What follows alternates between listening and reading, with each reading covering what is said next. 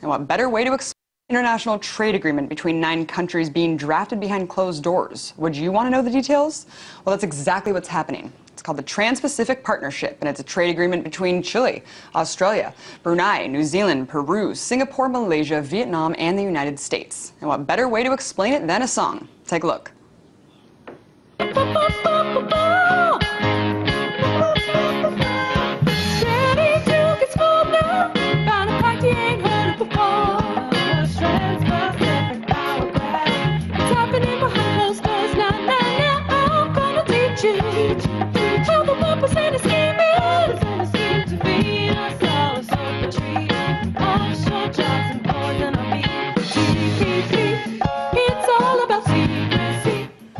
Now, TPP spokespeople have said that the TPP will tear down previous barriers and raise international standards.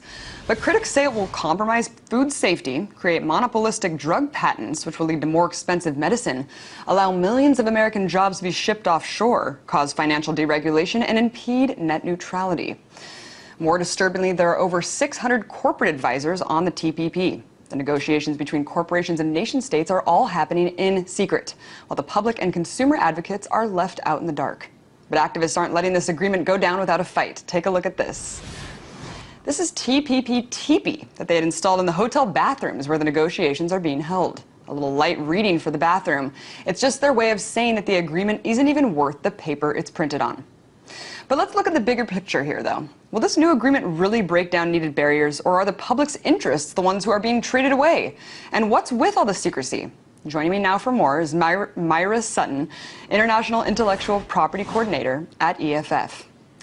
Hey, Myra. Hello. You know, we're in a global economy. Isn't free trade with international communities a good thing?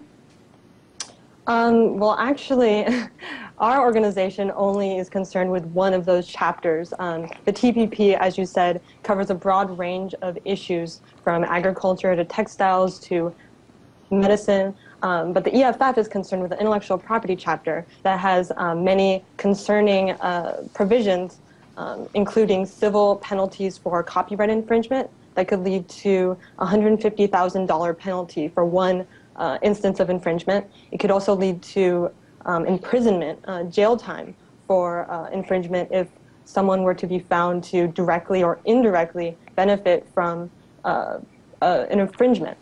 It also prevents many instances of anti-circumvention. So many products have locks on them to prevent piracy, but one, most of those locks don't prevent piracy, and two, it prevents school teachers, visually impaired people from being able to use the products that they bought and they purchased.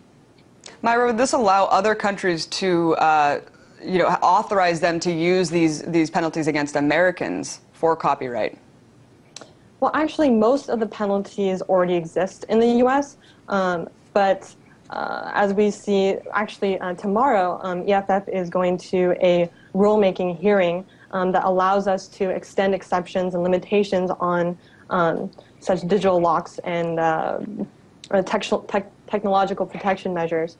But what it does do for the U.S. is that it creates this international standard that the U.S. could point to and say, hey, look, these are international norms for copyright.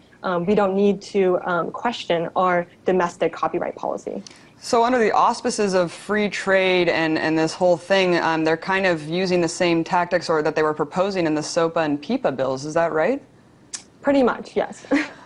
So talk a little bit about the corporate advisors to this. I mean, are there telecommunication industry advisors involved in drafting these negotiations? Not telecommunications companies that we know of, but definitely the Recording Association of America, the Motion Picture Association of America, and they're closely tied to the negotiation process. For example, in February, they had their negotiation meeting in a luxury hotel in Beverly Hills, and civil society members who reserved a hotel room and reserved a restaurant to hold these events for stakeholders to learn about what the problems are that we find with the TPP. The hotel canceled those reservations on us due to, confidentiality. But at the same time, that later that week, film executives set up a multi-hour tour for these stakeholders to go to these movie studios to look at their facilities. So, you know, there's a lot of ways in which the USTR, which is the U.S. Trade Representative Office that is organizing the TPP and drafting the TPP, is beholden to these private corporate industry. You know, Myra, I have to say that I don't think a lot of people even know that this is happening.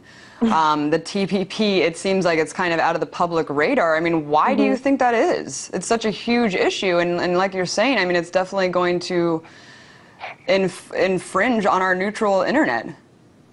Well, we're working on it. I think that video that you showed that actually dropped last week, it was created by Public Citizen. I think such videos and graphics are really effective at targeting the public and hitting them in the heart, and to get them to understand that this is a very powerful trade agreement that is really skirting democratic processes and skirting, you know, what we find true and dear about our democratic process of making legislation and agreements. So I think people should be infuriated.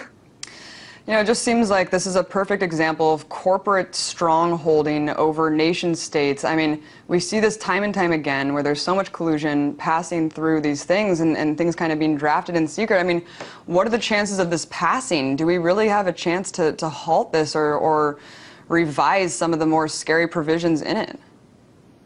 Well, our tactic now is to pressure Congress, our U.S. Congress, to call for transparency in this agreement, and to stop efforts right now to create actually to renew this fast track provision that allows such trade agreements to fast track through Congress within 90 days. One expired in 2007, but they're trying to renew it again so that TPP can just go through Congress without them being able to question or change the agreement at all. So it's really up to the public to be aware and to pressure the representatives against letting this trade agreement pass through.